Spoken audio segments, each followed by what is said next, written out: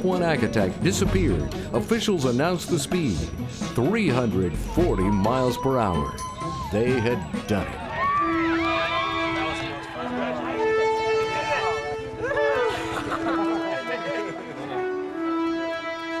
The Top 1 Attack was now the fastest motorcycle in the world. The new ultimate motorcycle land speed record was now 342.797 miles per hour and was owned solely by Team Top 1 and the Top 1 Attack. The celebration, handshakes, and hugs continued well into the late afternoon as crew, spectators, and officials celebrated this new motorcycle land speed record. What happened next, however, is the stuff Bonneville legends are made of. In less than 48 hours, the new motorcycle land speed record would be eclipsed by another.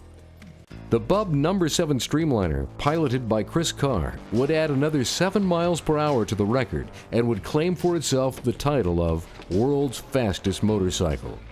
The crew and Attack fans were devastated. How could a land speed record stand for an incredible 16 years and then be broken twice within 48 hours? Only at Bonneville.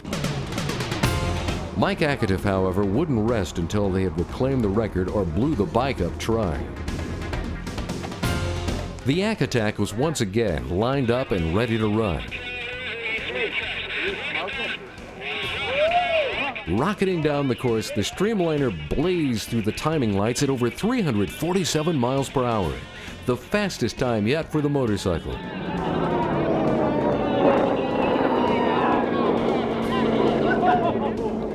Mike discussed the speed with Rocky and then asked him to push the motorcycle to its limits. Rocky would do just that.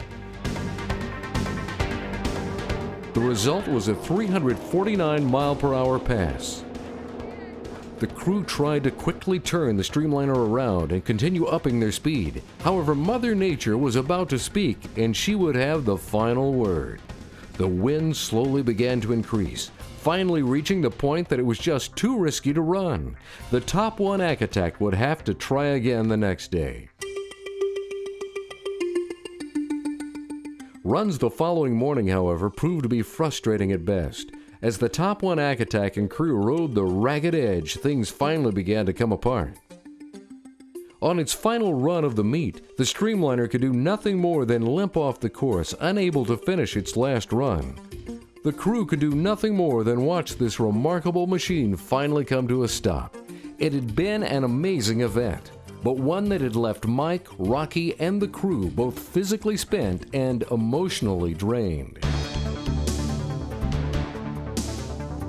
As 2006 rolled into 2007, a few changes had been made to the Streamliner, including the most visible one, rear tail doors. The crew had decided to add them in hopes of lessening the drag at high speed, and then as air brakes as they were opened to allow the deployment of parachutes. What no one would fully understand was the addition of this tail section would compromise the stability of the Streamliner in a very subtle yet disastrous way. Mike Akatiff decided to give Rocky some seat time in the Streamliner and to do a shakedown run at the 2007 Speed Week meet. Well, this first run is a shakedown run. We've added a tail to the bike, and to access the parachutes, the tail has to open up. So we're going to try that out, make sure it works good. We also added traction control to the bike, so we're going to see how that works out here. The conditions aren't real good, but I guess it's it'll definitely help us out going into the Bub meet in a couple weeks. The only run the Top 1 Attack would make proved to be nerve-wracking. What appeared to be a good ride turned ugly as Rocky slowed the Streamliner down through the measured mile. He began easing the Streamliner to the left of the course, an indication to racing officials that the vehicle or driver was in trouble.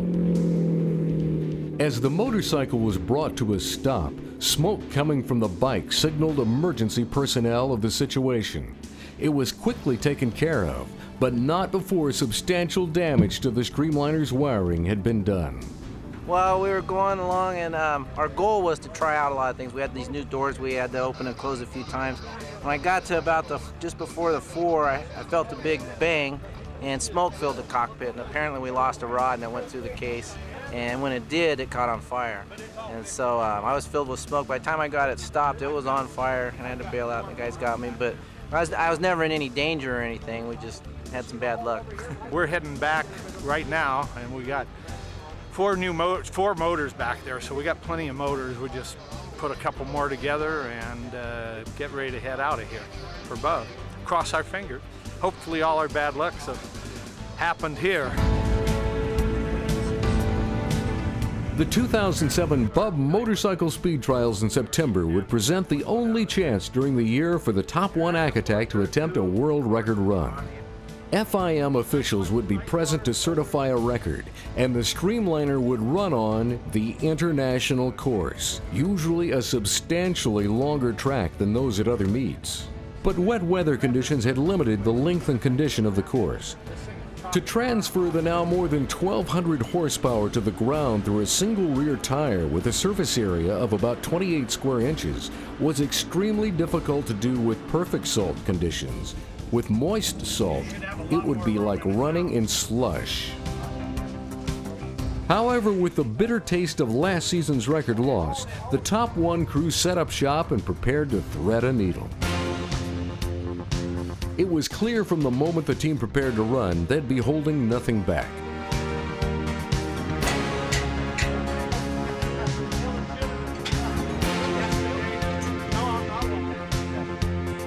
Fans lined the pit area to watch this beautiful motorcycle rocket across the salt like so many record-breaking vehicles had done for decades. While the run looked clean as the Top 1 Akatak screamed by, Robinson had his hands full trying to keep the Streamliner on course and under control. Last year the track was so good. It's nothing like that this year. It's 9 miles. It's soft in spots. It's real soft, and I did get squirrely a few times. But I mean, you know, where else are we gonna go? It's decent. You know, it was our first pass. We went about 300. I know there's a lot more left if we can just, you know, get it hooked up and going. So we'll make do with what we got. Aside from Sam Wheeler, Rocky Robinson was the most experienced motorcycle Streamliner rider in the world. If there was a way to get more traction early, Robinson would find it. As the Streamliner split the air entering the timing lights, Rocky was struggling to keep this 2,000-pound raging missile under control. But salt conditions and the still as yet unknown rear door aerodynamics were about to reach out and rip the Streamliner apart.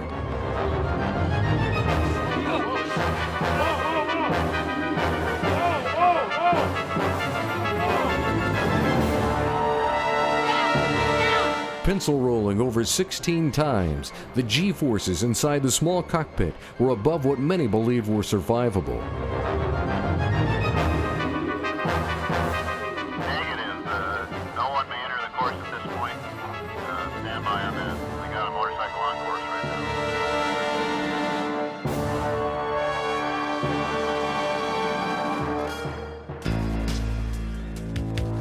Somehow, Rocky had managed to survive his ugly brush with death. Remarkably, he was more concerned about the beautiful Streamliner and the critical damage the crash had inflicted. The bike was built ultra strong. I didn't get hurt. I'm fine. I mean, they did a great job with the bike. So, you know, it's a shame what happened to it. But this stuff happens. I mean, I'm fine, and it, you know, it hasn't affected me any as far as mentally. I want it as bad as ever, probably more. So hopefully we'll get another shot. 2007 would end without the record Akativ, Robinson, and the crew most coveted.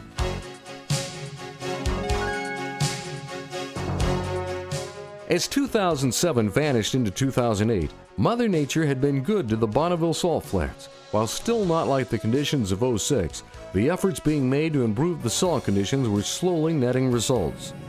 The Bub Speed Trials would take place the first part of September, and the Top 1 Akatak would take its place among the participants. After the previous season's crash, crew members had disassembled the motorcycle to the frame and began the arduous task of rebuilding the entire Streamliner. It was an enormous job that would take the entire year. For most of this meet, the bike would not reach its full potential. Being completely rebuilt, there were countless small issues that would have to be worked out. The Top 1 Akatak would make a few runs, but none that would begin to challenge the current 350 mile-per-hour record. Mike Akatif had made a decision early in the year to participate in the Land Speed Shootout. This invitation-only private event was designed for top-tier streamliners, both motorcycle and vehicle, capable of world record speeds. September, we have a private meet we put together. I've worked the motorcycle guys and the FIM. I'm taking care of getting them over here. Mike Cook has put on a private meet for the last 2 years for the FIA, the automotive guys. So what we're doing now is we're bringing the fastest bikes and the fastest cars in the world together. It's going to be a shootout, and there'll be 8 vehicles there. We'll have plenty of time to run. We'll have 12.5 miles, and you should see some really big speed. Well, at that event, they're going to attempt to make 11 or 12 miles of salt. They'll probably angle the course a little differently so we can stretch the course. And, that'd be the best possible, conditions for us to go. If we have that much room and we have the power to keep accelerating through that distance, we can go real fast. And our team and the bike that we're running, we're putting out so much horsepower, but we've never been able to use all of it. And even this meet, it's not optimum. It doesn't look bad, but it's not really good salt, not like 06. And so getting it all to the ground's the whole trick. We're working on trying to improve on that. But obviously, the more real estate we can cover, the better our chances. From the beginning of this private meet, however, the crew of the Akatak were beset with electrical issues, mechanical problems, and plain old salt gremlins. While the Streamliner was able to make a few initial runs, some with very impressive speeds, problems continued to plague the bike. Well, yesterday we learned an awful lot. I made a run, and I've been having problems with handling with the bike, to be honest, the thing with fishtail a little bit. And I made a run, and it was doing the same thing it had been doing, and I was about to abort the run. I opened the doors, I was going to hit the parachute, and as soon as I opened the doors, the machine went real stable. So I decided to accelerate through the mile and just see what it would do. And I found for the first time since we've added this tail to the machine that it ran real stable with the doors open, which told me that if we take the doors off of it, I think we'll be back to where we used to be when the bike was really stable. Through the measured mile, after almost aborting the run and slowing down, I exited at 3:46, and it actually gained 7 miles an hour through the timed mile. So I think we found our problem. Unfortunately, we came in and we were really excited about taking the doors off, making another run, and trying to get the record yesterday while the conditions were good. Took off and broke the main shaft of the front motor. Crew's been working all night. 10:30 at night they got the new engine in and running and everything, and I think we're where we want to be. We're about to run down there, and with the changes we made, see if we made all the right moves, and hopefully we'll go real fast.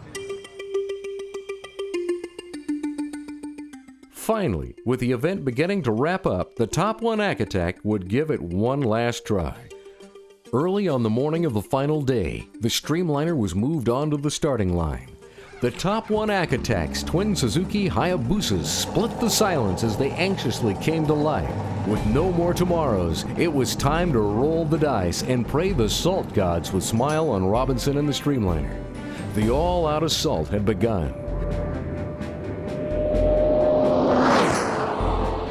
Entry speed 360.162. Kilometer speed 361.300. Exit speed 352.453 miles per hour. That is the fastest pass ever measured for a motorcycle. The crew intention is to turn around and make a return run in the next 15 to 20 minutes. The Top 1 Akatak was turned around and the wind was checked.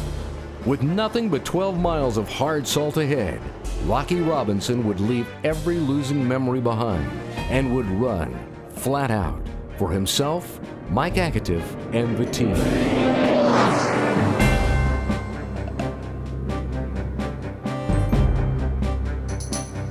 Heads up, everybody. Enjoy this moment. The beauty of history being made was indescribable.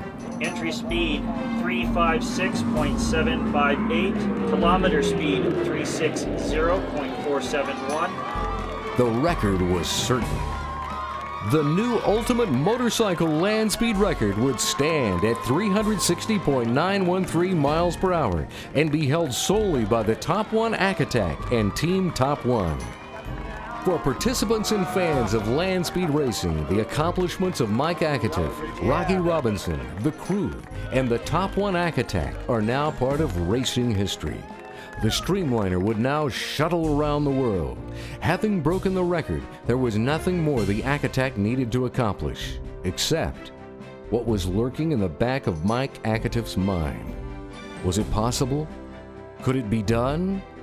Could Akatiff, Robinson, and Team Top 1 push the Akatak over the 400 mile/hour mark and make land speed history, becoming only the 6th piston-powered, wheel-driven machine to ever achieve such an incredible speed?